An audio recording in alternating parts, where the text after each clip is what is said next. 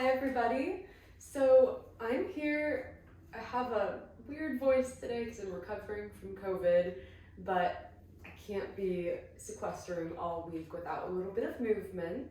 So I've been going on daily sunshine walks, getting a little bit of gentle movement. And here I'm going to share with you a low impact little circuit that you can do at home. It's predominantly focused on hip mobility, which we really want to have great hip mobility, especially if we have low back pain. We want our hips to be doing what they should, moving through their full capacities, their full ranges of movement. We're going to be doing a lot of hips and balance work. So if that sounds good to you, this is going to be the first of 4. I've got 4 different little programs here. Each one will be a total of 6 exercises that we will cycle through, like 2 rounds. Only this first one, we're going to do it for 3 rounds. And you can choose your own adventure here. So you can do, like I'm going to, 45-second intervals. You could do a minute. You get creative. I'm going to take a very minimal rest, but a little bit. I think it's nice to have a tiny bit of rest. But if you need longer, you can choose how long you want to rest. But anyways, this is going to stand true for all of these. We're going to start with the first one here. We've got an exercise called a standing alternating high knee. We've got one called open and close the door, teapot tips, slow pause repetition squats, and then a standing Pilates roll down. So I'm gonna show you that first move, and then we'll set the timer. So before we get started on the first movement, it is an alternating high knee. So I'm going to stand with a nice neutral spine, nice tall spine, and not rounding or arching the back. Abs engaged, back extensors are engaged, and we just alternate left and right leg, deep hip flexion. So ideally past 90 degrees, but without rounding the spine. So we're really trying to disassociate the movement of the hip from the movement of the pelvis and the spine. I like to actively flex my ankle, so it's triple flexion. Knee, ankle, and hip are flexing simultaneously. Nice little flexion party there. So that's the first one. We're gonna start with 45 seconds, and then our break will be me demonstrating the next one. Here we go. 45 seconds on the clock. Okay. You do whatever you'd like with your hands. To begin, I usually just hold my pelvis to make sure I'm not tipping it forward nor backwards. Tailbone just stays reaching long towards the ground versus this or that. Breathing naturally, but you can also have the arms beside you. Whatever you really like, just keep your neck relaxed. So make this really active. But can you really draw the abdominals in towards your spine, stay really lifted, rib cage lifted from the pelvis. Going into as deep a range of hip flexion as you can. And that was our timer. So that went by really fast. So next, we've got open and close the door. This one's gonna be one leg at a time. So I'm gonna start with the right leg. As we do it, the pelvis and your spine stay stable. They stay facing forward. And our leg, we're gonna flex at the hip, open the door without the pelvis, without that happening, without the pelvis and spine going with it. You open the door, it might just be, you open it a little bit, maybe you're able, if you've earned that capacity in your hips, to go further into hip abduction. Tap down, lift up, close the door. I'll show you from the side. So I flex at the hip, I open the door without moving my pelvis, only the leg within the hip socket. I tap down, I lift up, and I come forward. Now a little bit of movement's totally fine. Like, it's hard, we're not robots to completely keep things isolated, but just having that intention is going to be key. So let's start with the right leg, 45 seconds. Okay, stand nice and tall. Hip flexion, open the door as much as you can. If you feel any like little snap, crackle, pops like your Rice Krispie, then you're with me, I feel that too. everybody has slightly different hip anatomy. Our joints are not all created evenly. But if it's not painful, then you're in the clear. We're using our muscles to really control the movements of that leg. A lot of stability work for the hips. You're breathing, never holding the breath. A lot of work for that standing leg as well. And we switch, 45 seconds, new leg. And both sides are not gonna feel the same unless you're very well balanced in your body. For me, this side feels much easier and less clicky. I feel like I can open that leg further without the hip wanting or the pelvis wanting to come with it for the ride.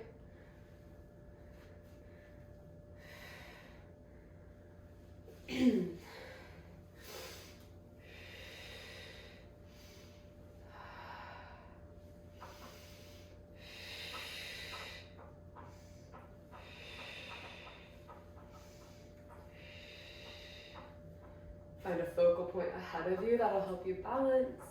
And that was our timer. Said that too late. You don't want to look down. I was only looking down to see what's coming next.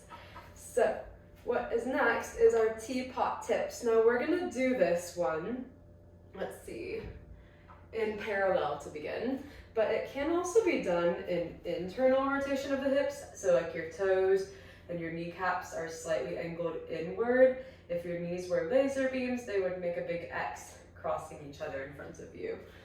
We could do it parallel or in external rotation. We're gonna do 3 rounds today. So for round 1, let's do parallel. Our legs are straight. I've got baggy pants on, so you can't see I'm not locking it out. If you deal with hypermobility and you go past a normal straight, then really try to rein that in a little bit so you're not locking out your knees. But that being said, we do want a rather straight leg.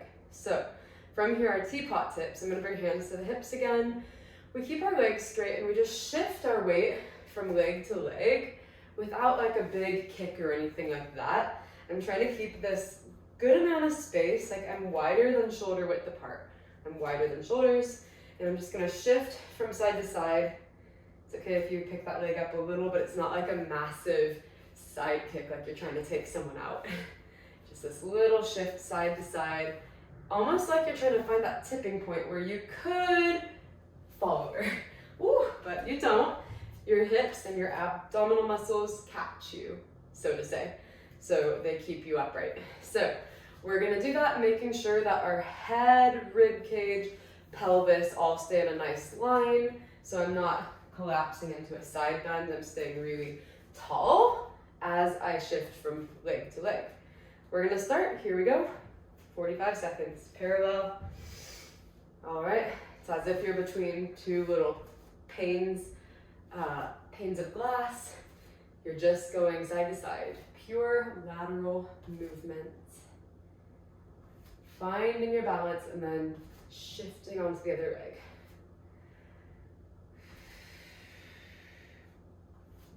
You can have arms out to the side. I just kind of tend to bring my hands to the hips when I don't know what to do, and just to help me feel that awareness of where my pelvis is in space. This is a fair amount of oblique work. Make sure that your spine stays long, you're not rounding nor arching it. Woo, feeling those hips, okay. Shake that one off. You know, we're gonna have a little fun bonus real quick. So, after each teapot tip, in whatever position we were in, so we were in parallel, we're gonna shift over one leg at a time and we're gonna do pulses here. So you're just pulsing it. You can choose. I'm gonna do like approximately 10 pulses. I'm really bad at counting. Arms can be to a T. And then right away shift to the other leg, 10 pulses. That's our little bonus finisher. Didn't want to forget about that. All right. Next, we're doing slow pause repetition squats. So the goal here is not just collapsing into a squat kind of sloppily really fast. We want to move really slow and methodically through our squat, making sure we're not just collapsing into our joints, but we're using our muscles to control the descent, to hold it in a pause, and to slowly help us come back upright.